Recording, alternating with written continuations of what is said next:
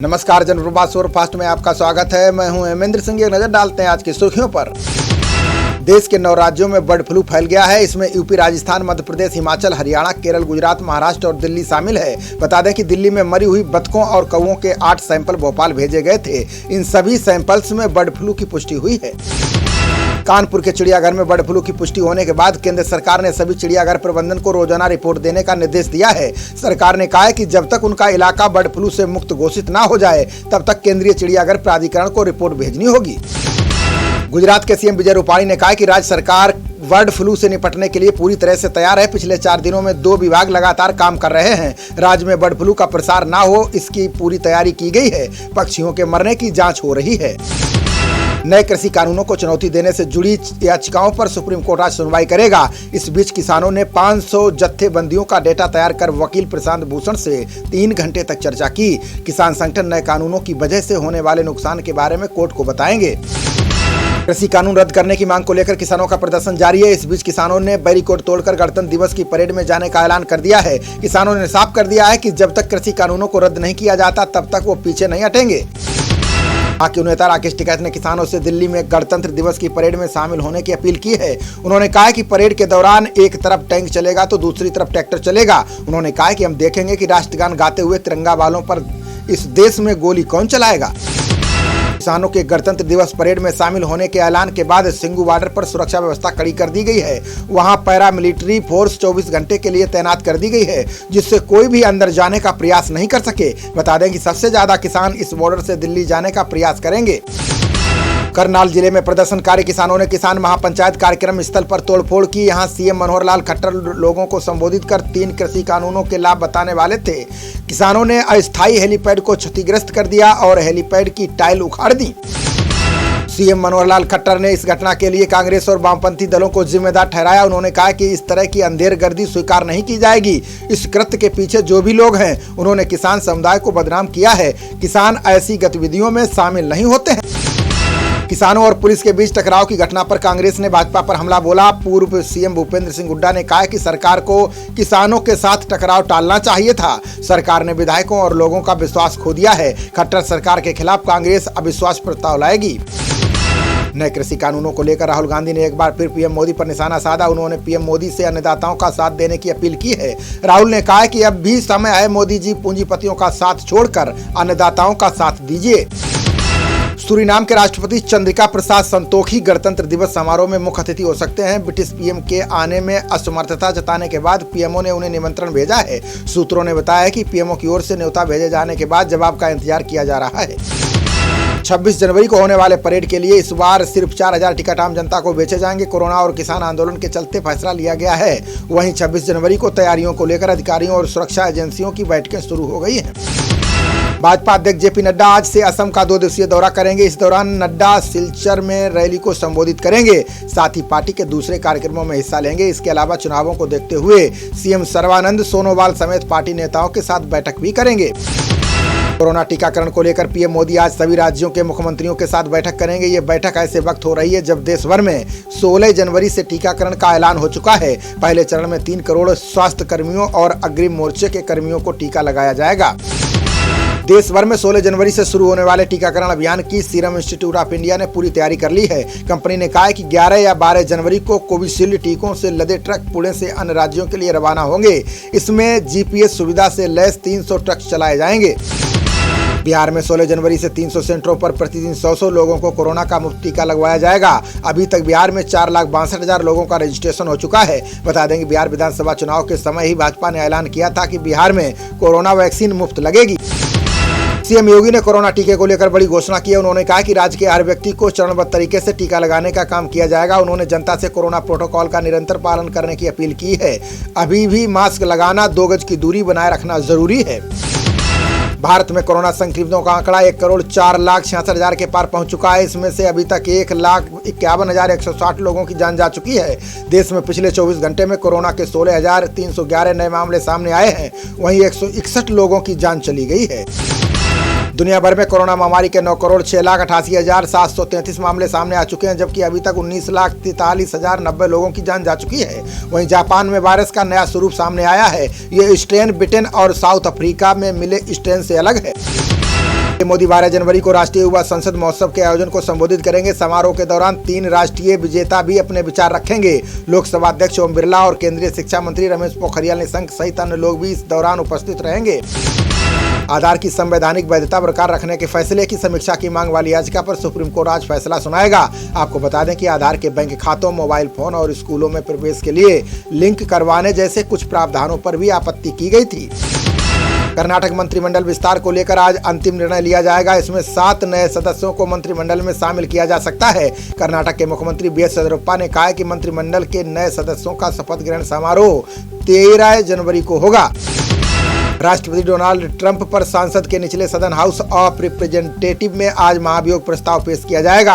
House की speaker Nancy Pelosi ने Trump पर महाभियोग प्रस्ताव लाने की अनुमति दे दी है। ट्रंप पर आरोप है कि 7 जनवरी को उन्होंने अपने समर्थकों को भड़काने का काम किया। दिल्ली वाराणसी बुलेट ट्रेन परियोजना के लिए लाई डिटेक्शन एंड रेजिंग सर्वेक्षण का काम ग्रेटर नोएडा से शुरू किया गया है। अत्याधुनिक एरियर लिडार और इमर्जरी सेंसरों से लैस हेलीकॉप्टर ने पहली उड़ान भरी। अगले 3-4 महीनों में इस परियोजना के ट्रैक का अलाइनमेंट तय किया जाएगा। नेपाल के पीएम केपी शर्मा ओली ने एक बार फिर विवादित बयान दिया है। उन्होंने कहा कि भारत से हम काला पानी, लिम्पियाथुरा और लिपुलेख लेकर रहेंगे। बता दें कि नेपाल के विदेश मंत्री 14 जनवरी को भारत दौरे पर आ रहे हैं। इससे पहले ओली के इस बयान से दोनों देशों में खटास आ सकती है। जम्मू कश्मीर में भारी बर्फबारी को प्राकृतिक आपदा घोषित कर दिया गया है। प्राकृतिक आपदा घोषित होने से अब बचाव कार्यों में तेजी के साथ बर्फबारी से प्रभावित लोगों को राहत पहुंचाने में आसानी होगी। अभी तक बर्फबारी को प्राकृतिक आपदा की सूची में शामिल नहीं किया गया था। कश्मीर घाटी में बर्फबारी के ताजा दौर के बाद उत्तरी इलाकों में शीतलहर का प्रकोप जारी है। उत्तर प्रदेश के कुछ क्षेत्रों और मध्य प्रदेश के सभी मंडलों में हल्की बारिश देखने को मिली। मौसम विभाग ने कहा कि 14 जनवरी तक पारा 5 से 6 डिग्री गिरने की उम्मीद है। राजस्थान के अधिकांश हिस्से कड़ाके की सर्दी की चपेट में है। पंजाब और हरियाणा के अधिकतर हिस्सों में घना कोहरा छाया रहा, जिससे दृश्यता कम हो गई है। वहीं जम्मू कश्मीर में कड़ाके की ठंड से नल में पानी जम गया, जिससे घाटी के गाँव में जल संकट की समस्या पैदा हो गई है। अयोध्या में बनने वाले राम मंदिर के लिए धन संग्रह का काम 15 जनवरी से शुरू हो रहा है। ये कार्यक्रम 42 दिनों तक होगा। इस अभियान में पूरे देश में 13 करोड़ परिवारों के 65 करोड़ लोगों तक पहुंचने का टारगेट है। इसके लिए हर राज्य में टीमें भी बनाई गई हैं। यूपी की 12 विधान परिषद सीटों पर नामांकन की प्रक्रिया आज से शुरू हो रही है, जो 18 जनवरी तक चलेगी। इन सीटों के लिए राजनीतिक दलों ने सियासी बिसात बिछानी शुरू कर दी है। बीजेपी के खाते में 10 सीटें तय मानी जा रही हैं, जबकि सपा को 1 सीट मिलनी तय है। केंद्रीय मंत्री नितिन गडकरी ने इस्पात और सीमेंट क्षेत्र के लिए नियामक बनाने पर जोर दिया। उन्होंने कहा कि इस्पात और सीमेंट क्षेत्र की बड़ी कंपनियां दाम बढ़ने के लिए सांठगांठ के तहत काम कर रही हैं। यदि इस्पात और सीमेंट के दाम ऐसे बढ़ते रहे तो देश का विकास रुक जाएगा। केंद्रीय मंत्री प्रहलाद पटेल ने बंगाल चुनाव को लेकर बड़ा दावा किया है। उन्होंने कहा कि ममता बनर्जी सरकार के भ्रष्ट शासन से लोग नाराज हैं। राज्य सरकार ने यहां के लोगों और चाय बागान के कर्मियों के लिए कोई काम नहीं किया। चुनाव में भाजपा 200 से अधिक सीटों पर जीत हासिल करेगी। बंगाल भाजपा अध्यक्ष दिलीप घोष ने ममता पर निशाना साधा। उन्होंने कहा कि कृषि कानूनों के खिलाफ ममता का प्रस्ताव दिखावा है। वे राज्य के लोगों और किसानों को मूर्ख बना रही हैं। अगर बंगाल सरकार किसानों को लेकर चिंतित है तो केंद्र की योजनाओं को क्यों लागू नहीं कर रही है। जेडीयू के सांसद राजीव रंजन सिंह ने भाजपा का साथ छोड़ने की खबरों को खारिज कर दिया। उन्होंने कहा कि जेडीयू राज्य में मजबूती से एनडीए के साथ है। सीएम नीतीश कुमार के बारे में मीडिया में कई तरह की अटकलें चल रही हैं। ये सभी खबरें बेबुनियाद हैं। सीएम ममता बनर्जी ने दावा किया है कि द्वारे सरकार कार्यक्रम से 90 लाख लोगों को फायदा मिला है। इसमें स्वास्थ्य साथी के तहत 62 लाख लाभार्थियों ने स्वास्थ्य कार्ड प्राप्त किए हैं। 7 लाख लाभार्थियों ने SC ST ओबीसी प्रमाण पत्र हासिल किए हैं। डीआरडीओ ने मानव रहित यानों के लिए स्वदेश लैंडिंग गियर विकसित किए हैं। इसे नौसेना को सौंपे गए हैं। ये मानव रहित यानों से किसी भी समय अलग की जा सकेगी। इसके अलावा डीआरडीओ ने 18 अत्याधुनिक फ्यूल फिल्टर भी नौसेना को सौंपे हैं। श्रीलंकाई नौसेना ने अपने जल क्षेत्र में मछली पकड़ने के आरोप में 9 भारतीय मछुआरों को गिरफ्तार किया है। इस दौरान उनकी नौका को भी जब्त कर लिया गया है। वहीं मछुआरों ने संगठन के प्रतिनिधि से श्रीलंकाई नौसैनिकों की कार्रवाई की कड़ी निंदा की है। महाराष्ट्र सरकार ने बड़ा निर्णय लेते हुए विपक्षी नेताओं की सुरक्षा घटा दी है। इसमें पूर्व सीएम देवेंद्र फडणवीस, यूपी के पूर्व राज्यपाल राम नाईक और राज ठाकरे शामिल हैं। वहीं भाजपा अध्यक्ष चंद्रकांत पाटिल की सुरक्षा वापस ले ली गई है। उद्धव सरकार द्वारा सुरक्षा हटाने की कार्रवाई को भाजपा ने राजनीतिक प्रतिशोध करार दिया। भाजपा प्रवक्ता केशव उपाध्याय ने कहा कि यह निर्णय दिखाता है कि सरकार की सोच कैसी है। कोरोना संक्रमण के दौरान फडणवीस दौरा कर रहे थे, वहीं ठाकरे घर में बैठे थे। रेल मंत्री पीयूष गोयल ने कृषि केस के नवनिर्मित रेलवे स्टेशन का निरीक्षण किया। आज वे योग नगरी से शुरू होने वाली 3 लंबी दूरी की रेलगाड़ियों को हरी झंडी दिखाएंगे। इस दौरान वे रेलवे स्टेशन का उद्घाटन भी करेंगे। उन्होंने कहा कि इस कदम से उत्तराखंड में पर्यटन क्षेत्र को बढ़ावा मिलेगा। गौतम बुद्ध नगर जिले की बादलपुर पुलिस और बदमाशों के बीच देर रात मुठभेड़ हुई। इसमें 4 बदमाश घायल हुए हैं। पुलिस आयुक्त आलोक सिंह ने बताया है कि एक कार, देसी तमंचा और टेम्पो बरामद हुआ है। ये बदमाश फैक्ट्रियों और गोदामों में लूट की वारदात को अंजाम देते थे। केंद्र सरकार जम्मू कश्मीर में पहला होम्योपैथिक मेडिकल कॉलेज खोलने पर विचार कर रही है। केंद्रीय मंत्री जितेंद्र सिंह ने कहा कि यह मेडिकल कॉलेज कठुआ में प्रस्तावित है। इसकी मांग कई दशकों से लंबित है, लेकिन पूर्व सरकारों ने बीते 70 सालों में इस पर गंभीरता नहीं दिखाई। राजस्थान भाजपा अध्यक्ष सतीश पूनिया ने गहलोत सरकार पर निशाना साधा। उन्होंने कहा कि आगामी विधानसभा उपचुनावों में कोरोना को प्रबंधन और किसानों की संपूर्ण कर्ज माफी प्रमुख मुद्दे होंगे। गहलोत सरकार में भ्रष्टाचार बढ़ा है, कानून व्यवस्था समाप्त हो गई है। वरिष्ठ भाजपा नेता शुभेंदु अधिकारी ने ममता सरकार पर बड़ा आरोप लगाया। उन्होंने कहा कि टीएमसी सरकार केंद्र की योजनाओं को अपना बताकर पेश करती है। राज्य में केवल 3 से 4 लोगों के पास अधिकार है, बाकी लोग रबर स्टाम्प की तरह काम कर रहे हैं। बिहार में विपक्षी महागठबंधन ने विधानसभा सत्र को लेकर सीएम नीतीश पर निशाना साधा। तेजस्वी यादव ने कहा कि अगर विधानसभा सत्र में कटौती की गई तो वे सत्र का बहिष्कार करेंगे। साथ ही पार्टी के कार्यकर्ता मुख्यमंत्री और उप मुख्यमंत्रियों के आवास का घेराव करेंगे। भाजपा प्रदेश अध्यक्ष स्वतंत्र देव सिंह ने विपक्षी दलों पर निशाना साधा। उन्होंने कहा कि बेखौफ होकर AK-47 लेकर टहलने वालों पर कार्रवाई की जा रही है। प्रदेश को लूटने वालों के घरों पर बुलडोजर चल रहा है। योगी राज्य में अपराधी या तो प्रदेश छोड़कर भाग गए हैं या जेल में हैं।